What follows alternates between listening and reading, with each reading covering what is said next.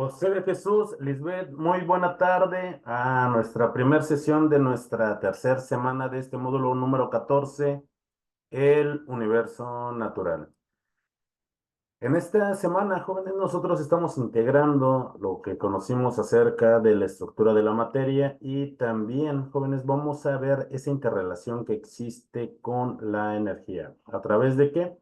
De las actividades de esta semana y de nuestra actividad integradora número 5 llamada Los seres vivos y nuestra actividad integradora número 6 llamada la nutrición. Les recuerdo mi nombre es Francisco Javier Camacho Flores y soy su asesor virtual para este módulo número 14. Jóvenes, si tienen alguna duda en particular, por favor tomen directamente el audio de esta plataforma Zoom o bien escriban por medio del mensajero de esta plataforma. El video de esta sesión será subido a la plataforma de YouTube y aquí en la sección de comentarios pueden escribir eh, alguna inquietud, alguna duda que se llegue a presentar respecto de los temas que vamos a resolver en la sesión de hoy. Lo más importante es que sigamos las normas de comunicación virtual. ¿Cuáles son los aprendizajes que son muy importantes en esta semana? Vamos a aprender la relación entre la materia y la energía, las características que tienen los seres vivos y que nos diferencian de esos seres no vivos o de esa materia inerte. Vamos a descubrir cuáles son esos procesos vitales que tienen en común todos los seres vivos y cómo es la nutrición de los diferentes seres vivos. Vamos a reflexionar cómo es que todos los seres vivos están relacionados en sistemas biológicos complejos. Este es la parte de nuestro universo natural. Es donde van a converger lo que hemos aprendido en nuestra semana número 1 y número 2. Recordemos, como ustedes se habrán dado cuenta, exploraremos y estamos explorando en esta semana todavía más ciencias experimentales, biología, bioquímica, incluso ecología. ¿Para qué? Para poder analizar la dinámica de nuestro universo, que nos permite analizar esos fenómenos naturales y cotidianos para comprendiendo la estructura de la materia y la interrelación con la energía. Aurora, muy buena tarde, bienvenida. Ahora bien, jóvenes, les aseguro que el propósito formativo en esta semana nos está quedando completamente claro. Ya conocemos el método científico. A partir de este y de la generalización de normas, axiomas, teoremas o simplemente resultados, desarrollamos conocimiento científico. Pero todo ello nos lleva a desarrollar ese pensamiento científico que es importante para el estudio de todas las ciencias experimentales que estamos condensando en este módulo número 14. Jóvenes, ¿tienen alguna duda en particular sobre las actividades de esta semana, sobre los temas, sobre algún tópico? Hay tópicos increíblemente interesantes. Estamos enfrentando tal vez conceptos nuevos, la existencia de otros organismos que tienen una respiración diferente, una forma de obtener energía diferente, un metabolismo diferente. Y eso crea toda una diversidad de seres vivos que se encuentran en este planeta. ¿Tienen alguna duda, algún comentario?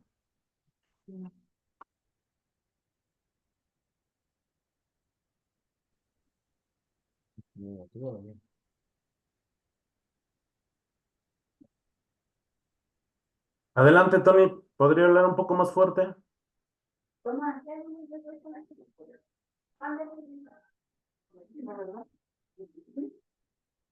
Aurora, ¿cuál es su duda en particular?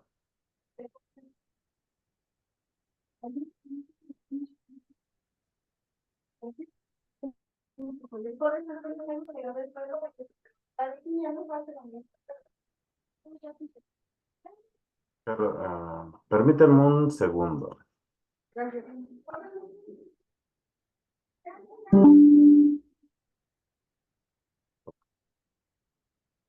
Aurora, la escucho.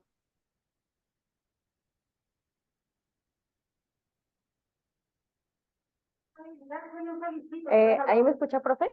Sí, ya la escucho perfectamente. Ya, perdón. Es que hay uno que me sale que dice levadura Saccharomyces. Saccharomyces. Bueno, eso, Ajá. eso, ajá. Entonces, no sé, bueno, no sabía si sí estaba bien así o eran como algo diferente. Ok, y qué bueno que mencionas Saccharomyces. Los nombres científicos de todos los organismos vivos, todos los nombres científicos están en latín y el nombre científico consta de lo que es el género y especie. El género es Saccharomyces y Ah, las ok. especies es Cerevisiae. Eh, Ajá. ok. Saccharomyces cerevisiae es un hongo levaduriforme, es decir, es un organismo eucariota y unicelular. Y qué bueno que lo menciona Aurora porque es muy importante. Saccharomyces, Cleveromyces, son organismos unicelulares. Por favor, no los confundan con organismos pluricelulares, no lo son. En varias generaciones, chicos, confunden mucho a estos organismos y los colocan como ejemplos de organismos pluricelulares. No lo son. Los hongos en la naturaleza existen tanto unicelulares como pluricelulares. Por ejemplo, los hongos que comemos, esos hongos portobelo, los champiñones, son hongos pluricelulares, que corresponden a otro genio, a otro reino. No son plantas, corresponden a una rama de los seres vivos completamente, bueno, diferente en cuanto a sus características. Pero los hongos particularmente también hay hongos unicelulares, como Saccharomyces, Penicillium también. Por ejemplo, el hongo del pie de atleta, la tiña, son hongos unicelulares, no los confundan con organismos pluricelulares. Qué bueno que lo saca a colación. Cuando lleguemos a esa parte haré nuevamente un énfasis de que, por favor, Cleveromyces, Saccharomyces, Acetobacter, Penicillium son organismos unicelulares, no son pluricelulares. Para ello vamos a ver nosotros qué diferencia a los tipos de célula, si son eucariotas o procariotas, y también los tipos de organismos, que pueden ser unicelulares o bien pluricelulares. Es lo que estamos nosotros en esta semana. ¿Ok? Ajá. Muchas Y, gracias, César. y ahorita llegamos a ese punto porque es bastante interesante. Sí, Ok, no se preocupen. Si no pueden desactivar su micrófono, nada más díganme y yo los puedo silenciar. Y ya cuando vayan a participar, como Aurora, ya lo pueden activar. Ok, gracias, gracias, César. ok. Bueno, ¿alguna otra duda además de Saccharomyces? No, es que de hecho, el que le dije ya lo había puesto, pero como pluricelular. No, no es pluricelular. No, Y no, esa no. era la verdad. Si no, no cometan ese detalle. Saccharomyces es un hongo levaduriforme, es un hongo que tiene un comportamiento como una bacteria, porque se reproduce muy rápido. Pero el tipo de célula es como las células que nos componen a nosotros, que componen a las plantas, pero tienen otras características que son importantes. No son pluricelulares, eso se los puedo garantizar, y no quiero verlos en sus actividades integradoras. Vamos a llegar más adelante a ese punto para ver qué es lo que nos engloba. ¿Ok? Bueno, Ah, vamos a ok. iniciar con nuestra actividad integradora número 5 para poder llegar a ese punto. El propósito de esta actividad es comprender las características de los seres vivos, sus procesos vitales, su clasificación y que existen otros tipos de organismos. Para ello, jóvenes, necesitamos conocer las características de los seres vivos, comprender los procesos vitales e identificar la existencia de organismos unicelulares que nosotros no podemos ver a simple vista.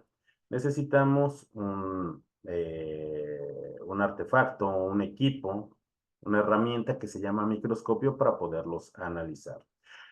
Jóvenes, afortunadamente en esta semana yo creo que las actividades son más sencillas, más no más simples, porque son muy interesantes, además de que ustedes prácticamente tienen que hacerlo con sus propias palabras. Vamos a entregar únicamente, tanto en nuestra actividad integradora número 5 y número 6 documentos en Word y por favor les pido que hagan una portada para la entrega de sus actividades.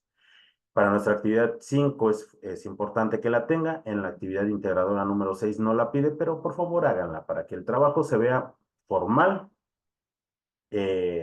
respecto de lo que ustedes están entregando. Para nuestra actividad integradora 5 vamos a crear una portada con nuestros datos de identificación, el título de nuestro documento y vamos a crear una tabla. Vamos a tomar como ejemplo lo que se nos está proporcionando. En esta nosotros vamos a integrar y a describir con nuestras propias palabras las 8 características fundamentales que tienen todos los seres vivos, que tienen todos en general, y es algo común, que deben de tener estas 8 características para ser consideradas un ser vivo. Los seres vivos pueden tener más, por supuesto, pero existen 8 características que son comunes a todos los seres vivos.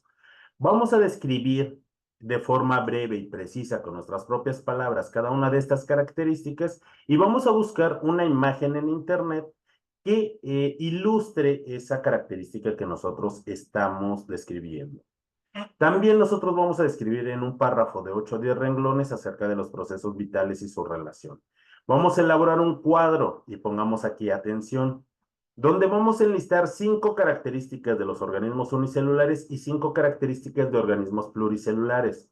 Pongan atención que son características más no ejemplos en esta parte de la actividad.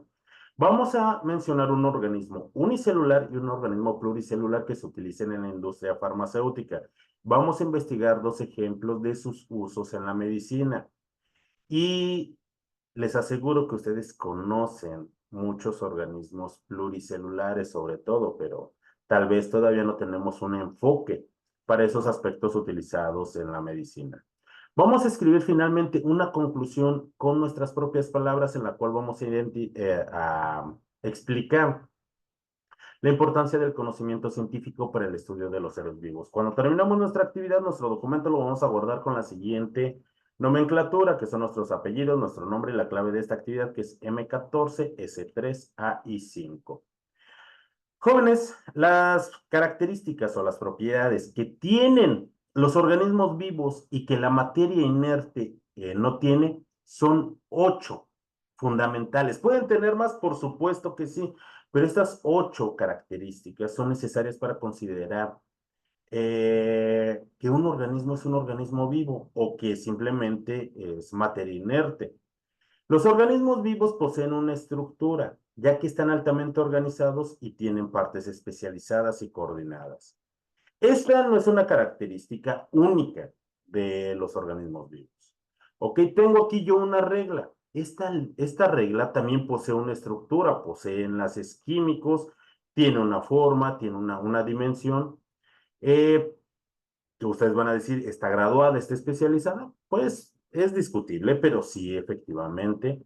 Pero los organismos vivos están altamente organizados. Esto también tiene una alta organización, pero vamos a ver otras características que hacen que esta regla sea un organismo no vivo y que yo sí sea un organismo vivo.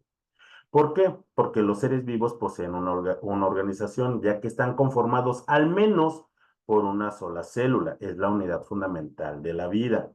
O bien, los organismos pluricelulares están conformados por 2 o más células.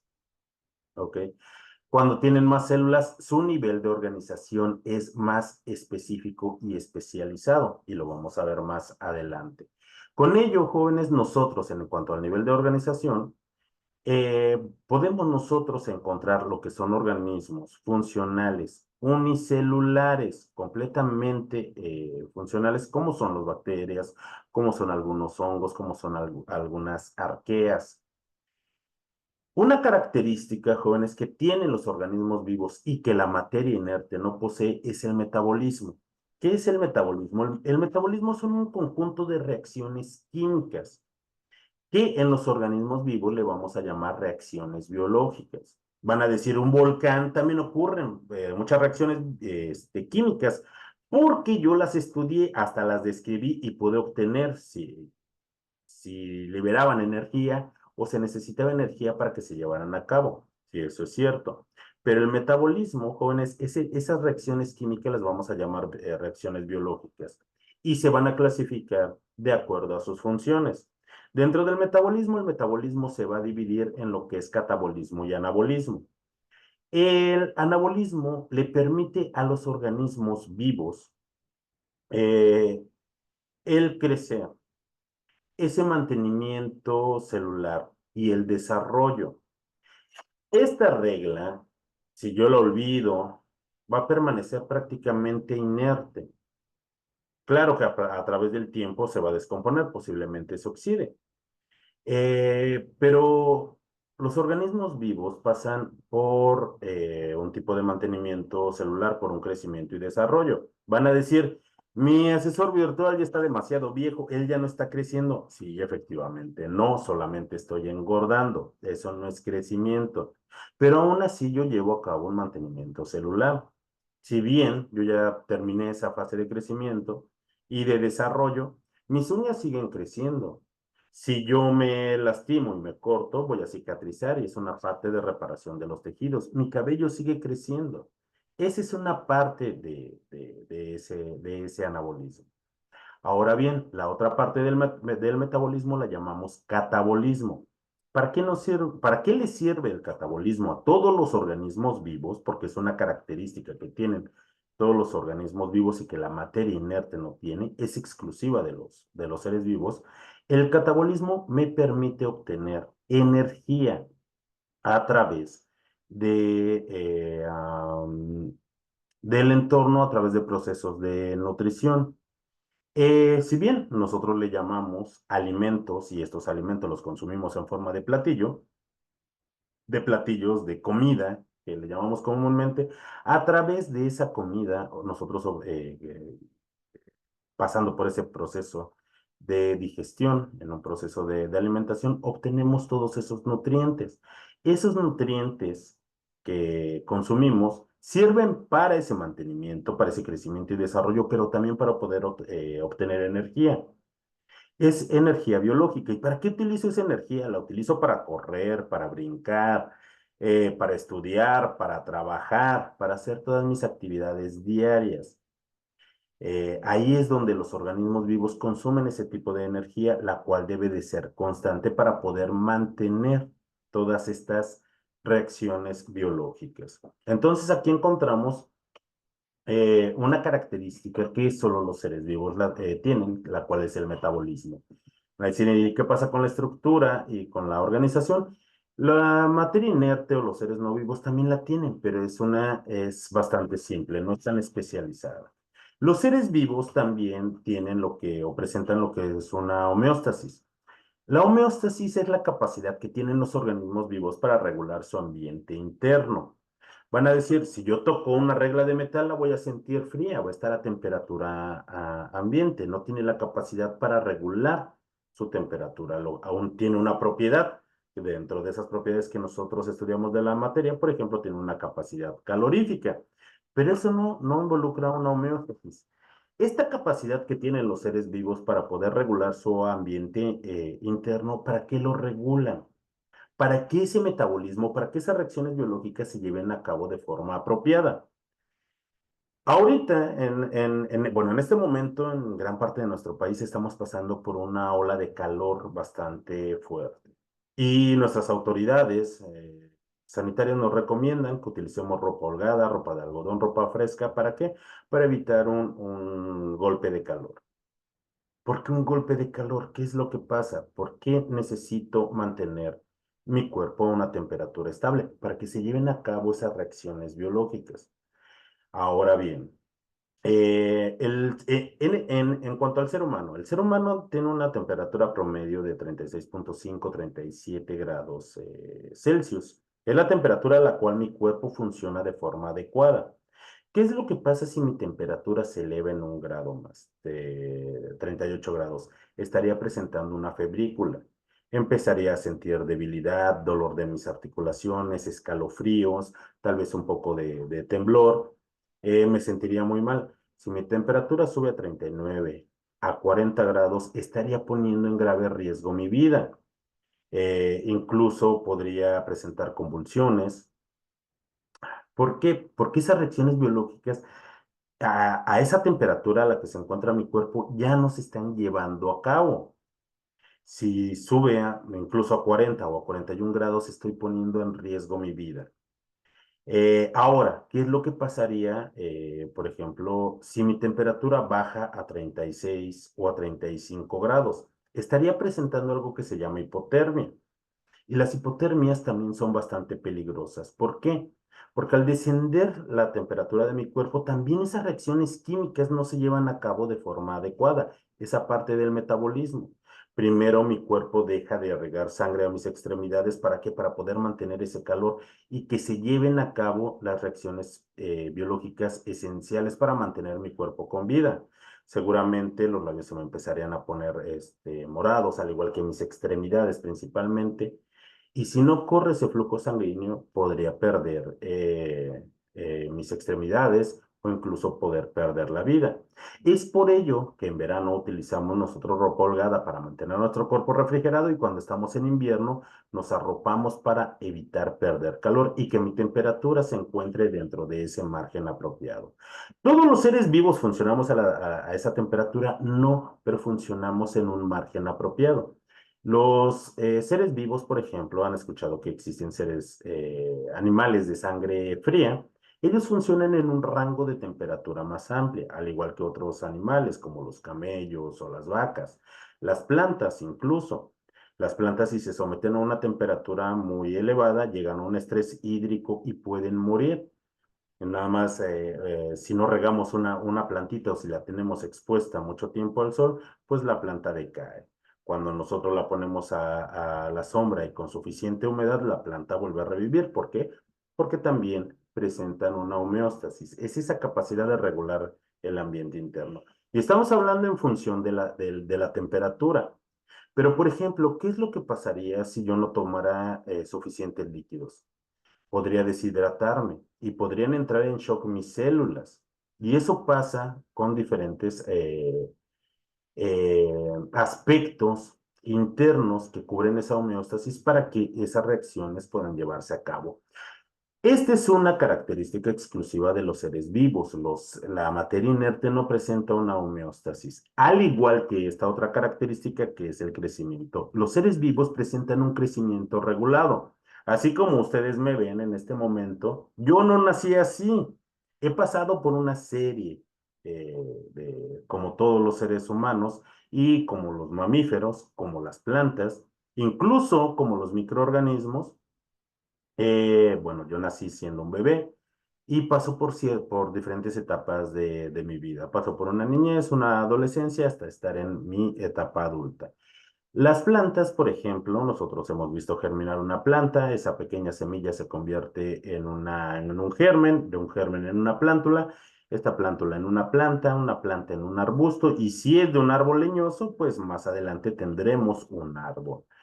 Es decir, este crecimiento es regulado. La materia inerte no tiene o no presenta un crecimiento. Imaginen que por miles de años yo olvido esta regla y se mantiene en condiciones atmosféricas para que no se oxide y no se degrade. Si es de 30 centímetros, después de 10, de 50 años o más, no va a crecer a 35 centímetros. ¿Por qué? Porque es materia inerte. El crecimiento es otra característica exclusiva que tienen los seres vivos. Los seres vivos también tienen una característica que se llama reproducción. La reproducción la podemos clasificar de diferentes formas. Existe una reproducción sexual y una reproducción asexual. En la reproducción asexual no se necesitan dos organismos parentales, es decir, dos organismos padres, un organismo padre y un organismo madre. Em, Esta es una forma de reproducción característica, por ejemplo, con las bacterias. Las bacterias se reproducen de forma sexual por medio de algo que se llama fisión binaria o incluso por gemación, donde a partir de una célula esta inicia en un proceso de reproducción donde se divide a la mitad para dar origen a dos células hijas. En los mamíferos, en los animales, Generalmente los animales jóvenes necesitan un organismo macho y un organismo hembra y pasan por un proceso de fecundación de dos células haploides para dar origen a un nuevo ser. Pero jóvenes también existen, este tipo de reproducción es un tipo de reproducción sexual. Existen también algunos animales, pocos de ellos, que pueden reproducirse de forma sexual. A esto se le puede llamar partenogénesis. Por ejemplo, y con ello no quiero decir que salgan a experimentar, las estrellas de mar son animales. Si las partimos exactamente a la mitad, de ambos fragmentos pueden surgir dos estrellas de mar. Pero las estrellas de mar también tienen gametos masculinos y gametos femeninos, pero también gozan de este tipo de reproducción en el cual se pueden reproducir de esta forma. Este tipo de reproducción, tanto sexual como asexual, las plantas tienen ambos. Las plantas pueden reproducirse de forma asexual. Por ejemplo, ¿cuántos de nosotros no hemos reproducido una planta, por ejemplo, por esqueje o por estaca? Supongamos que hay un árbol frutal que nos gusta mucho y nosotros a partir de una rama, si la procuramos para que la rama enraíce, a partir de esa rama puede surgir un nuevo árbol, es una forma de reproducción asexual. O bien esperarnos a lo que nosotros ya conocemos, la polinización de los gametos femeninos que se encuentran en la flor de las gimnospermas. Y de aquí se obtiene un fruto, de ese fruto semillas y podemos obtener un nuevo ser a partir de una reproducción sexual, pero las plantas son bastante versátiles. Así es que los seres vivos pueden reproducirse de forma sexual o de forma asexual. De aquí, jóvenes, que les voy a comentar algo muy importante. ¿Los virus tienen la capacidad de reproducirse? Sí. ¿Son organismos vivos? No. ¿Por qué? Los virus necesitan infectar un organismo vivo, necesitan infectar una célula para poderse reproducir, pero los virus no son organismos vivos. Tienen una estructura y una organización, por supuesto que sí, y es muy especializada, pero no cuentan con un metabolismo, no cuentan, por ejemplo, con un crecimiento, aunque sí pueden reproducirse. ¿Qué otra característica no tienen? No presentan una homeostasis y tampoco presentan una irritabilidad o respuesta ante el medio. ¿Qué quiere decir con esto? La irritabilidad es cómo responde un organismo a los estímulos o a los cambios que ocurren en el medio ambiente. En pantalla, jóvenes, yo les pongo, por ejemplo, esta plantita, tal vez o algunos de ustedes tengan esta en casa, que cuando la tocan, sus foliolos se retraen. ¿Esto por qué? Porque tiene sensores biológicos. Tal vez la plantita crea que es una oruga y para protegerse, para que no la oruga no se coma sus foliolos o sus hojitas, entonces se repliega. Esa es una forma de responder a los estímulos del medio. ¿Cuántos no, de nosotros no hemos visto a los girasoles o alguna flor semejante que van siguiendo al sol para poder captar la mayor energía lumínica que viene que viene de esta, ¿no? Y ese es un estímulo ante el medio. Y no me van a mentir, pero ¿cuántos de nosotros no vamos caminando a veces por la calle pensando en que ya tengo que entregar mis actividades integradoras y de repente de otro lado de una cerca sale un perro ladrándonos?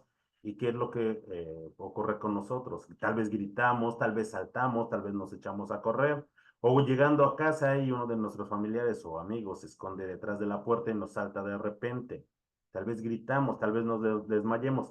Esa es una forma de respuesta que nosotros tenemos ante los estímulos del medio ambiente. Eso es algo que la materia inerte no presenta. Los seres vivos también presentan una adaptación, debido a que los organismos vivos se integran dentro de poblaciones y las poblaciones se integran dentro de comunidades. Las comunidades se habitan dentro de un entorno al cual podemos llamar ecosistema o bioma. Cuando existe competencia, puede existir lo que es una evolución. La evolución en tiempo humano es una fase o un periodo que lleva bastante tiempo y también que sirve para la diversificación de las especies. Ahora bien, Esto es muy importante, ¿por qué? Porque tiene que existir competencia en el medio, competir con otros seres vivos que existen en nuestro entorno. Y en nuestro entorno, por ejemplo, nosotros convivimos con otros tipos de seres vivos. En las mañanas tal vez nos despertamos cuando el gallo del vecino empieza a cantar al amanecer, o los pajarillos que se paran en los árboles o en los cables de luz y empiezan a cantar, o muchos de nosotros cuando nos dedicamos a hacer limpieza en la casa y finalmente terminemos, vemos pasar un insecto, una mosca o una araña que ya vemos en la pared, o una lagartija corriendo en la pared. O tal vez muchos de nosotros tengamos mascotas, tal vez tengamos peces o un perro. Coexistimos con otros seres vivos. Hoy en día, el tipo de competencia no es como la que presentan los organismos dentro de la naturaleza, además de que vivimos en otro tipo de ecosistema. Vivimos en pueblos o en ciudades. Estos también son un tipo de ecosistema, pero es un ecosistema artificial, pero está dentro de un bioma. Esos biomas pueden ser un desierto, puede ser montaña, puede ser una playa, puede ser en un humedal, puede ser en un área tropical, puede ser en una área árida, puede ser en un bosque, puede ser en un chaparral, puede ser en un pastizal. Bueno, en fin, existen diferentes tipos de biomas, donde existen diferentes tipos de organismos y donde existen diferentes tipos de ¿qué? De comunidades. Estas 8 características que les acabo de mencionar son comunes a todos los seres vivos, son comunes a todas, y son los que tenemos nosotros que explicar con nuestras propias palabras, palabras simples, pero que sean precisas, acompañadas de una imagen que represente a esa característica. Tal vez ustedes me digan, oh, pero los seres vivos tienen otras características, por ejemplo, la inteligencia. Por supuesto, hay animales que son increíblemente inteligentes, como los burros, a pesar de que no sé por qué utilizamos la palabra burro para referirnos a este animal que es increíblemente listo. Los delfines, por ejemplo, los elefantes, el ser humano, ¿presentan inteligencia y esa es una característica de los seres vivos? Por supuesto que sí, lo es, pero no todos los seres vivos la presentan, ¿ok? Las bacterias también son organismos vivos y no presentan inteligencia, ¿ok? Pero a pesar de ello son bastante exitosos en la evolución de la vida y en la diversificación de la vida. Por ejemplo, también van a decir, y los sentimientos también es una característica de los seres vivos, y lo es, por ejemplo, las ovejas, los perros, presentan esos sentimientos al igual que el ser humano. Y esa es una característica, sí, pero no es común a todos los seres vivos. Los seres vivos presentan un lenguaje, perdón, más que un lenguaje, una comunicación.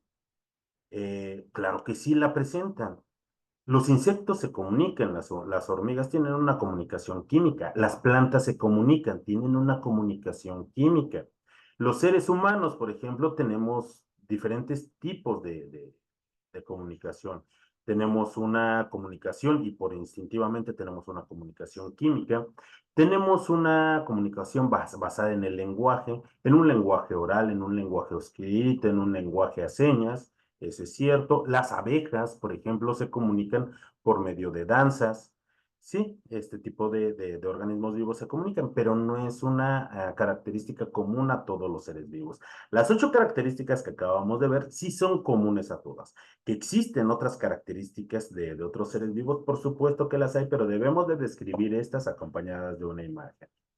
Ahora bien, también debemos de describir acerca de esos procesos vitales que son indispensables para el mantenimiento de la vida, la cual es la nutrición, el transporte de sustancias, la respiración, el metabolismo y la reproducción. El metabolismo nosotros ya lo explicamos. ¿Qué es el metabolismo? El metabolismo nos sirve para crecer, para desarrollarnos, para ese mantenimiento celular, el cual es el anabolismo, y también para poder obtener energía del medio a partir de los nutrientes. A esa parte le llamamos catabolismo. Pero los seres vivos necesitan complementar estas funciones por medio de su nutrición. La nutrición puede ser autótrofa o puede ser heterótrofa. ¿A qué me refiero con eso? Los organismos que son autótrofos pueden sintetizar todo lo que necesitan a partir de nutrientes inorgánicos. ¿Qué ejemplos de estos organismos tenemos? Tenemos, por ejemplo, las plantas. Las plantas son organismos autótrofos y todos lo son. ¿De dónde obtienen su energía? Principalmente a través de la luz del sol o de energía lumínica. Y a partir de compuestos inorgánicos como el dióxido de carbono, el agua y sales minerales, pueden sintetizar todas las sustancias, todas las que necesitan, como proteínas, carbohidratos, ácidos nucleicos, grasas, vitaminas, todas las moléculas orgánicas que necesitan las pueden sintetizar de ahí. Por ello es que son autótrofos. Los organismos heterótrofos, como el ser humano, todos los hongos, todos los animales, la mayoría de las bacterias son heterótrofas. ¿Y qué quiere decir? Que no podemos sintetizar todas las sustancias que nosotros necesitamos. Por eso necesitamos consumir a otros seres vivos, necesitamos consumir esos, esas moléculas que ya están preformadas. ¿Para qué? Para mi mantenimiento celular y para poder extraer energía por medio del metabolismo. El ser humano consume cerdo, res, consume peces, consumimos frutas, consumimos vegetales y esos son seres vivos. De ahí nosotros obtenemos esos nutrientes que no podemos nosotros necesitar. ¿Existen nutrientes que nosotros sintetizamos? Por supuesto que sí, pero hay algunos que nosotros no podemos sintetizar. Los seres vivos se reproducen, ya sea por una reproducción sexual o por medio de una reproducción asexual. Necesitamos el transporte de sustancias y todos los organismos vivos para ese mantenimiento de la propia vida necesitamos transportar sustancias. Un ejemplo muy claro en los animales, por ejemplo, y acompañado va con la respiración. ¿Estamos transportando sustancias? Claro que sí, transportamos gases. El aire que nosotros respiramos tiene una concentración de oxígeno. Ese oxígeno es muy importante. ¿Para qué? Para mis funciones biológicas y para complementar el metabolismo. Ahora, la respiración puede ser aerobia, donde se necesita oxígeno, como los animales que lo necesitan, pero también ese oxígeno puede ser tóxico para otros seres vivos, a los cuales les vamos a llamar organismos anaerobios.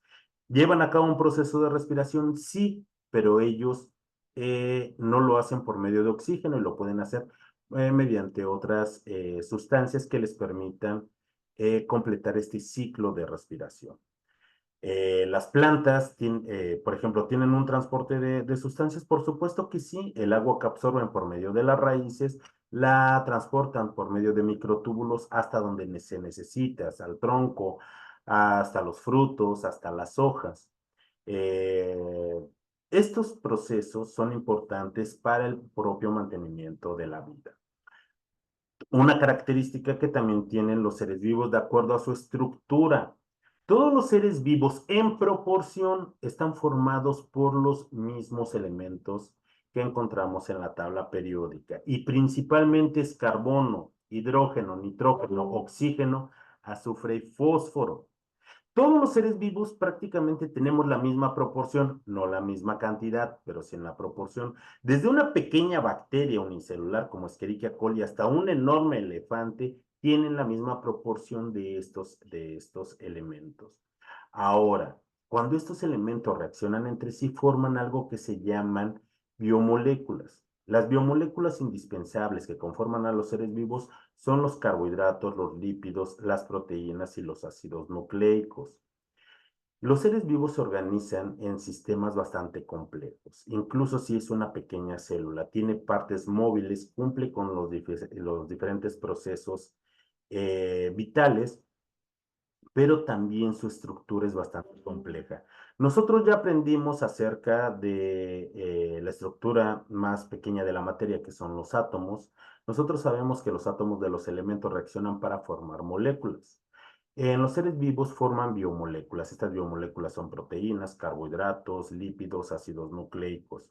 Estas son la parte constitutiva de lo que son los orgánulos celulares y diferentes orgánulos celulares conforman una célula. Una célula autónoma ya es un organismo vivo, es un organismo unicelular que no necesita de otras células para poder vivir.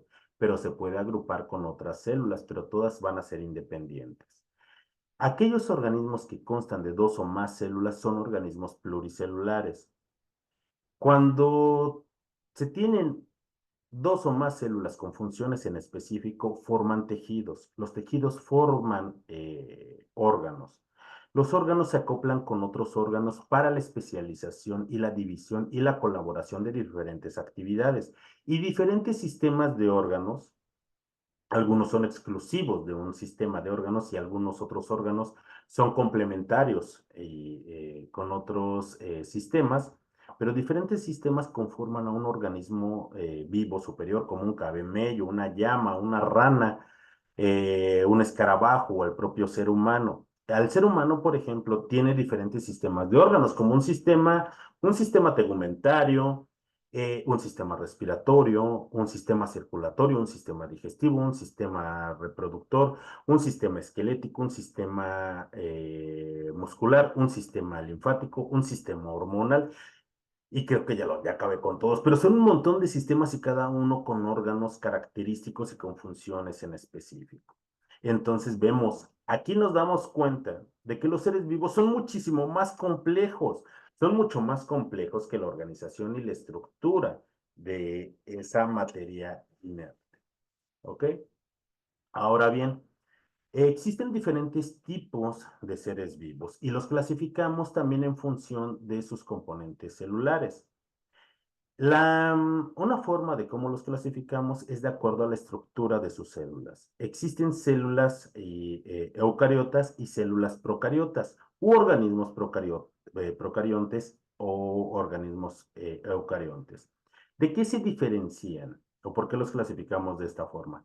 Porque las células procariotas son células bastante primitivas. El que sean primitivas no quiere decir que no sean exitosas, de hecho, son bastante exitosas y muy diversas. Pero algo que las caracteriza es que no tienen un núcleo celular definido. La importancia del núcleo es porque aquí se encuentra el DNA. Al no tener o al carecer de núcleo, el DNA en células procariotas se encuentra en lo que es la parte del citoplasma.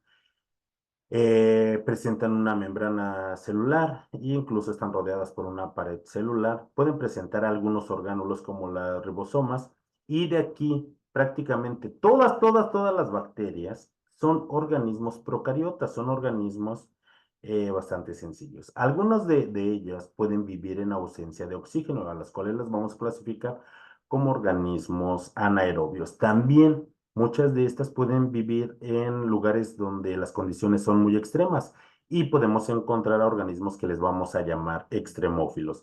Generalmente se van a reproducir de forma asexual por bipartición o por fisión binaria o por gemación. Y la mayor parte de ellos son heterótrofos. Las células eucariotas, por otra parte, jóvenes, tienen un núcleo que está definido. Ese núcleo contiene el DNA en forma de cromosomas. Pueden presentar una pared celular, como en el caso de las plantas, o una membrana celular, como en el caso de las células animales. Son aerobios y se reproducen celularmente por otros procesos como son la mitosis y la meiosis.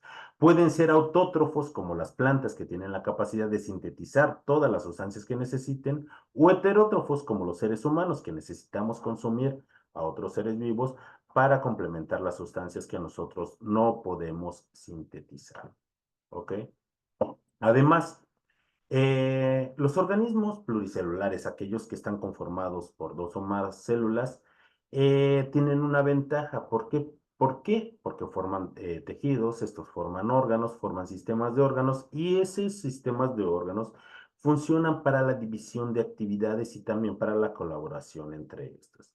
Un sistema digestivo se va a encargar de la obtención de esos nutrientes que se necesitan para el metabolismo, para el crecimiento, para el desarrollo y para la obtención de energía. Tenemos un sistema, por ejemplo, un sistema esquelético que nos permite dar soporte y forma a nuestros cuerpos, un sistema muscular que nos permite el desplazamiento. Ahí es donde ocurre la división y la colaboración de actividades, además de que existe una organización entre los diferentes niveles de acuerdo a los tejidos o a los órganos y la función que estos presenten. Entonces, jóvenes, a partir de ello, también los organismos nosotros los podemos clasificar. ¿De qué forma? Ya clasificamos las células si son procariotas o si son eucariotas. La otra forma de clasificarlos es si constan de una sola célula o están conformados por dos o más células. Si únicamente se conforman de una sola célula, son organismos unicelulares. Todas las bacterias son unicelulares y todas las bacterias son organismos procariotas, pero también vamos a encontrar células eucariotas, organismos eucariotas, como en el caso de los hongos, porque existen hongos que son unicelulares, como el caso de Saccharomyces cerevisiae, como en el caso de Penicillium, como en el caso de Acetobacter, eh, eh, que están conformados por una sola célula. Claro que estas se pueden agrupar en colonias, sí, pero eso no conforma un tejido. Podemos encontrar organismos de los reinos bacteria, arquea, protozoarios, fungio, reino de los hongos o cromistas. Los tamaños van desde tamaños microscópicos que van desde algunos micrómetros hasta algunos pocos milímetros. Algunos de ellos pueden vivir en hábitats extremos, en hábitats muy ácidos, muy fríos, muy calientes y generalmente no forman estructuras complejas, aunque se pueden agrupar dentro de colonias. ¿Qué es lo que pasa con los organismos pluricelulares? Pues están formados por dos o más células. Del reino animal, del reino de las plantas, del reino de los hongos y también existen del reino cromista. Todos ellos son organismos pluricelulares, todas las plantas, todos los animales, parte de los hongos y parte del reino cromista. Van desde tamaños microscópicos. Sí, hay animales que son microscópicos, como en el caso de los tartígrados o de los osos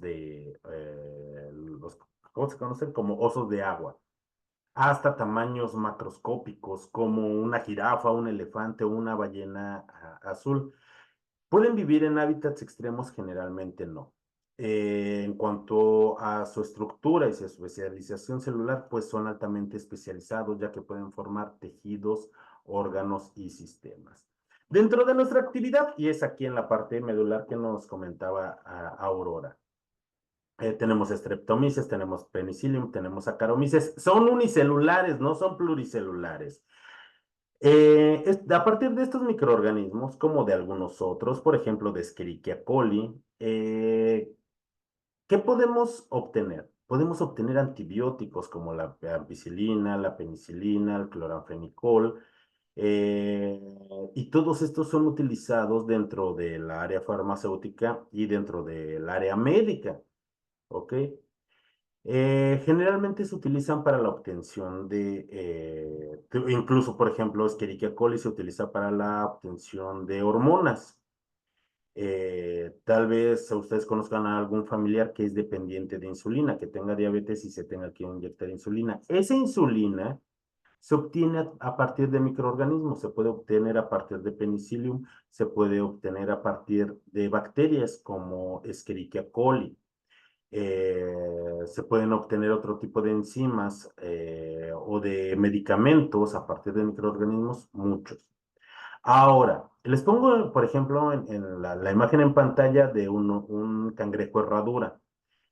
Este cangrejo herradura solo vive en las costas de Japón y en las costas de Yucatán. De hecho, es un organismo que acompañó a los dinosaurios y prácticamente no ha cambiado. Tiene una característica muy particular. Su sangre es de color azul. ¿Por qué? Porque contiene una sustancia que se llama hemolinfa. Esa sustancia es muy importante. ¿Por qué? Porque se utiliza en tratamientos experimentales para medicamentos para contrarrestar el cáncer. Por ejemplo, también se ha utilizado para los astronautas que pasan mucho tiempo en el espacio y ahí por la falta de gravedad empiezan a descalcificarse sus huesos. A su regreso se trata con medicamentos obtenidos de esta sangre para que su calcificación ósea sea y su recuperación sea más pronta. Por ejemplo, Un caso importante, y también donde se utilizan animales para producir productos que se utilizan en la medicina. Por ejemplo, ¿cómo se utilizan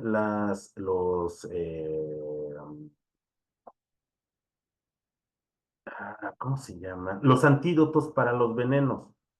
Pues para eso se necesita el veneno. Se necesitan, por ejemplo, de animales que son muy ponzoñosos, por ejemplo, una mamba, una cobra, una coralillo, una serpiente de cascabel. A partir de su veneno se inocula, por ejemplo, en un caballo. A partir del caballo que produce anticuerpos, se obtiene parte de su sangre, se filtra, se obtienen esos anticuerpos y se utilizan como para tratar una intoxicación por un veneno de estas especies. Y bueno, estos son algunos casos donde se utilizan organismos pluricelulares, pero ¿dónde más? ¿Quién de ustedes no ha utilizado plantas para un remedio? Y no solamente para un remedio, porque a partir de las plantas actualmente se obtienen el 35% de los medicamentos. Tal vez quienes vivan, por ejemplo, en Tabasco, en Campeche, en Yucatán o en Quintana Roo, estén muy familiarizados con el árbol de la ceiba, porque es un árbol sagrado que fue sagrado para los mayas. La, la corteza de este árbol es muy importante. ¿Por qué? Porque a partir de esta se puede... Ah, José Antonio nos dice, ¿pasa lo mismo con los escorpiones? Sí, sobre todo con los que son muy ponzoñosos, se inoculan animales muy grandes como el caballo y de aquí se obtienen esos anticuerpos. ¿Para qué? Para contrarrestar esos venenos. Muchas gracias, José Antonio. Efectivamente. Ahora, este árbol de la ceiba en la corteza, a partir de su corteza se pueden extraer, por ejemplo, eh, mm, ácido acetil salicílico. Y si nosotros nos hacemos un té a partir de la corteza, pues podemos mitigar un dolor de cabeza. Es más, por ejemplo, yo ocasionalmente cuando me torzo un tobillo, me golpeo los brazos y tengo alguna inflamación, yo me hago un té de árnica. ¿Por qué? Porque el árnica es, es un desinflamatorio muy importante. Si no tengo este té de árnica en casa, paso a la farmacia y me compro un ungüento. ¿Y un ungüento de qué? Un ungüento de árnica. Me lo pongo y desinflama y por supuesto que se utiliza. ¿Cuántos de ustedes, no, si les duele, por ejemplo, el estómago, qué es lo que toman?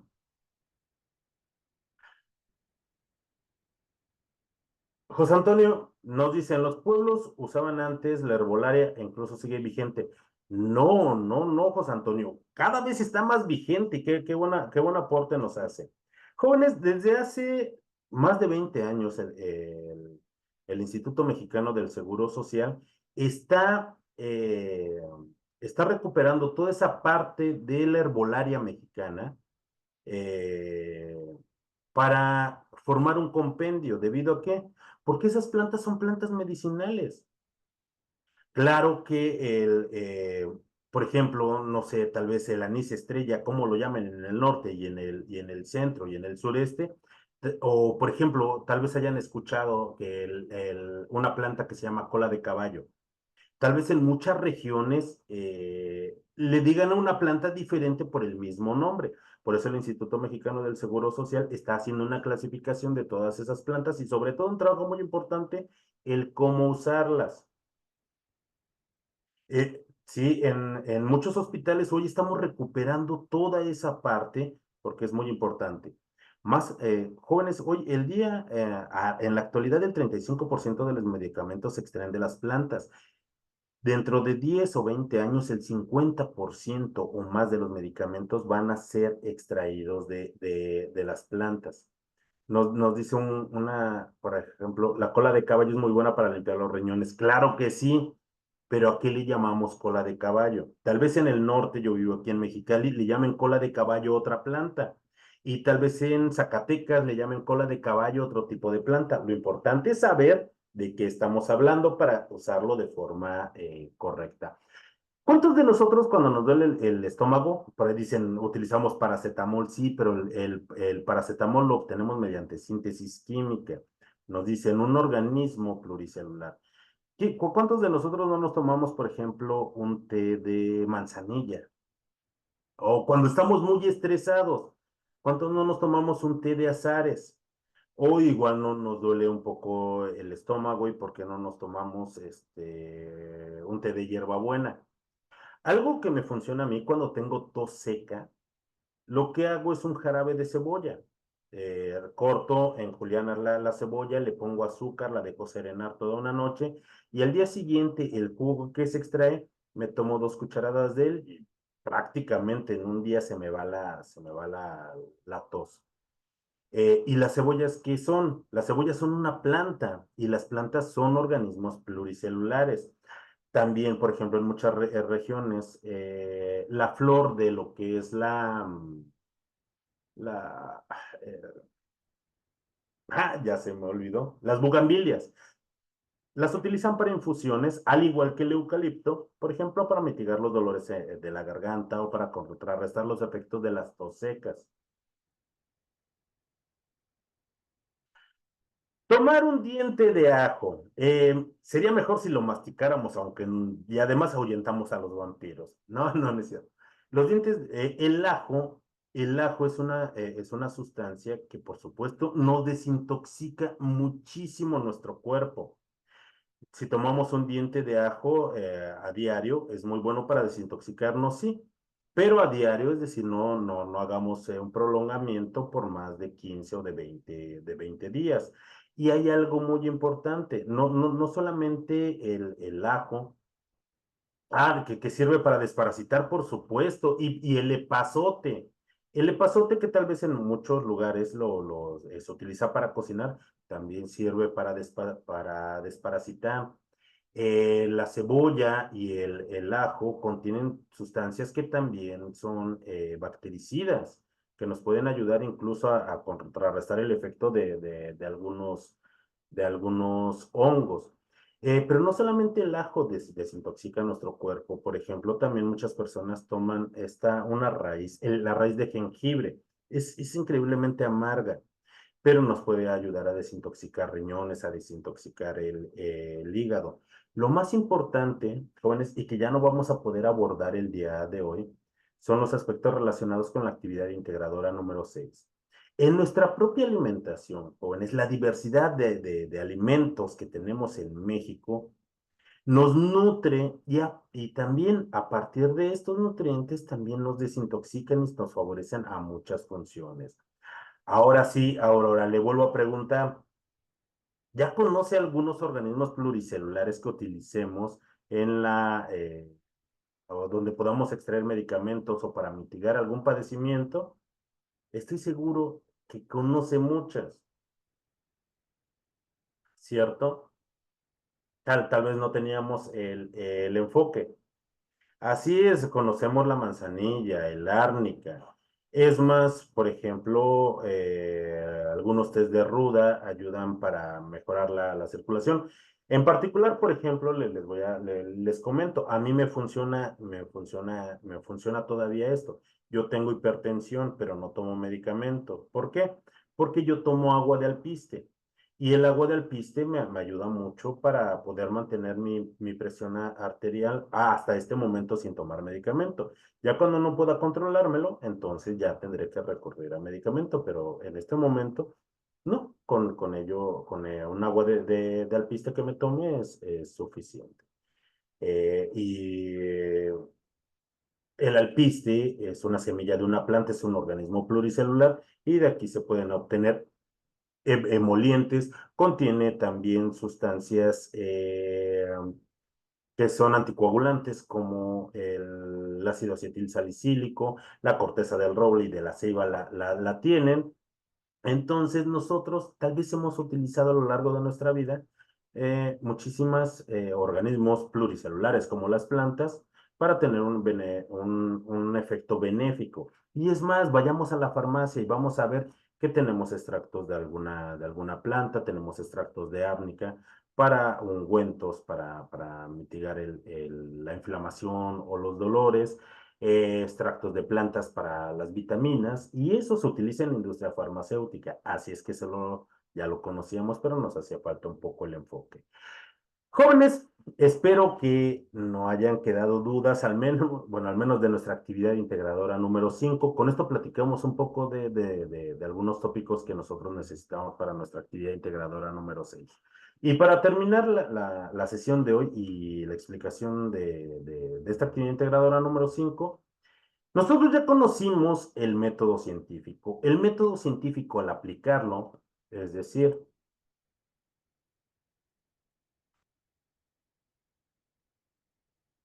ok, José Antonio, eso lo debe de determinar usted si los recursos que les da la plataforma son suficientes para su conocimiento. ¿Qué es lo que pasa si no? Y yo espero de verdad que no sean suficientes y que lo obligue a usted a buscar más. Usted tiene todo el derecho de no solamente buscar en los recursos que nos da la plataforma, sino de buscar recursos que usted tenga a su alcance, libros, páginas web, sitios de algunas universidades, publicaciones. Usted tiene todo el derecho de buscarlas. Claro que si toma información de ahí, únicamente referenciela, si no estaría incurriendo en conducta de plagio. Pero espero que no sea suficiente para usted y que quiera investigar todavía más. Nosotros cuando aplicamos el método científico es al observar un fenómeno natural. Es decir, jóvenes, el día y la noche es un fenómeno natural, la lluvia es un fenómeno natural, pero también lo que pasa a nuestro alrededor. Por ejemplo, nosotros observamos que en México azotó una ola de calor enorme en este verano. Es más, apenas creo que vamos a entrar al verano y ya nos azotó una ola de calor muy fuerte. Y ello viene acompañado de sequías, de falta de lluvia. Ese es un fenómeno natural que se está presentando en la actualidad, sí. Nosotros estamos observando, ¿podemos aplicar el método científico para darle una explicación a este fenómeno? Sí. ¿Podemos plantear una hipótesis? Sí. El aumento de temperatura, tal vez alguno de ustedes va a decir, es provocado por los gases de efecto invernadero. Tal vez alguno de ustedes diga, no, es que el aumento de temperatura viene dado por la deforestación de los bosques. Tal vez alguno de ustedes diga, es que el aumento de calor es por el aumento de asfalto en las grandes ciudades y en los pueblos y las carreteras. Tal vez el aumento de calor viene acompañado por los ciclos hidrológicos, el cambio en los ciclos hidrológicos. Hoy presentamos el fenómeno del niño y se presenta el fenómeno de la niña, que son cambios en las corrientes oceánicas. Ustedes investigan y aplican el método científico y establecen pruebas y tal vez aquel que se inclinó y sus resultados le orillan a decir, sí, el aumento de gases de efecto invernadero, el dióxido de carbono, el metano en la atmósfera, ha hecho que esté más caliente. A ello se debe el calentamiento global y es cierto. Quien estudió que la falta de deforestación hace que los rayos del sol incidan sobre el suelo y que el suelo guarde más calor. ¿Está en lo cierto que esto contribuye al aumento de temperatura? ¿Está en lo cierto que los efectos en los cambios hidrológicos por los efectos del niño o de la niña sean un factor para el aumento en la temperatura? ¿Está en lo cierto? Todos esos resultados al observar este fenómeno y que alguien más pueda decir, tal vez será cierto que se deba al aumento de gases de efecto invernadero y cuando haga sus experimentos va a llegar al mismo resultado y si se llega al mismo resultado estamos obteniendo conocimiento científico. Ese conocimiento científico es el que nosotros utilizamos. ¿Para qué? Para estudiar las ciencias experimentales. ¿Por qué? Porque ha sido estudiado, ha sido experimentado una y otra vez y ha sido validado. Y ese conocimiento lo tomamos como cierto. Y es lo que se aplica en todas las investigaciones científicas. ¿Ok?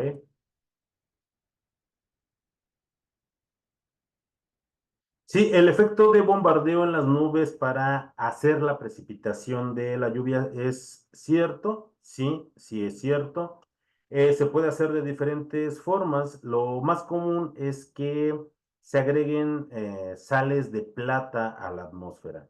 Esto hace que la humedad en la atmósfera superior condense y precipite.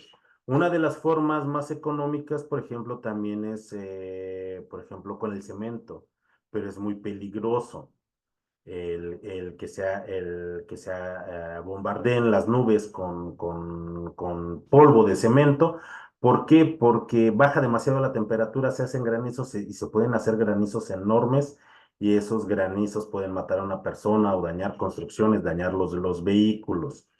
Sí es un fenómeno que se hace y en algunos lugares no se debe de hacer. Por ejemplo, tal vez quienes vivan en Puebla o Tlaxcala se vean afectados por este fenómeno de bombardear las nubes. ¿Por qué? Porque afecta los temporales para la producción de alimentos. ¿Y a qué se le debe? Pues a lo que se le acecha a la planta de Audi, que está en Puebla. ¿Y por qué el Audi esté empeñado en que caiga lluvia o no caiga lluvia? O tal vez que caiga lluvia en algún lugar para que no granice y no se dañe la pintura de los automóviles que tienen en stock. Por eso hacen que llueva y en otros lugares para evitar que llegue la humedad hacia donde está la planta, pero eso trae problemas muy serios y quienes viven en Tlaxcala y en Puebla y en estos lugares, pues se dan cuenta de esto. Pero sí es un fenómeno. ¿Y eso? ¿Y cómo surgió? Pues porque se experimentó, se vio que se podía efectuar y se realiza en algunas partes del mundo. En Arabia Saudita es común el hacerlo. Actualmente, por ejemplo, en Michoacán, Michoacán es una tierra muy fértil, pero se ha visto afectado por las sequías, se han visto obligadas a sembrar nubes y más que a sembrar nubes, a la precipitación de la lluvia. ¿Por qué? Por la producción de todos los frutos, principalmente el aguacate, y estas sequías pues se hace que se vean afectadas. Pero ese conocimiento, ¿de dónde se obtiene? Gracias a la aplicación del método científico, con lo cual obtenemos nosotros conocimiento científico. Y ya me pasé por mucho otra vez con ustedes, chicos. Dejamos para el próximo viernes una explicación de esta actividad integradora número 6 llamada la nutrición, que particularmente a mí me gusta mucho. Me encanta esto porque hay que analizarlo, jóvenes, desde lo que nosotros hacemos, desde qué es lo que comemos y para qué comemos lo que comemos y qué pasa si son como yo y como más de lo que debo. Ok, chicos, dejamos la explicación de esta actividad para el próximo viernes. Yo espero, Aurora, Guadalupe, Elizabeth, José Antonio, Lisbeth, que haya aclarado algunas dudas, sobre todo con los microorganismos, que les haya parecido complementaria esta sesión de espacios abiertos para lo que ustedes están aprendiendo en los recursos y en sus actividades que están realizando esta semana. Nos vemos el próximo viernes. Yo espero que no haya ningún cambio de horario. Tuve el tiempo pasado problemas con mi cuenta y bueno, en fin, no pude acceder. Les complementé la sesión con un video. Cualquier o que pueda prever algún cambio, yo les estaría notificando el día de mañana por medio de nuestros foros, pero a la misma hora, el día viernes, nos vemos y para abordar a profundidad nuestra actividad integradora número 6. Un gusto estar con ustedes. Hasta luego, chicos, y muy bonita tarde. Adiós. Adiós, José Antonio, Guadalupe, Elizabeth, Lisbeth y Aurora. Adiós.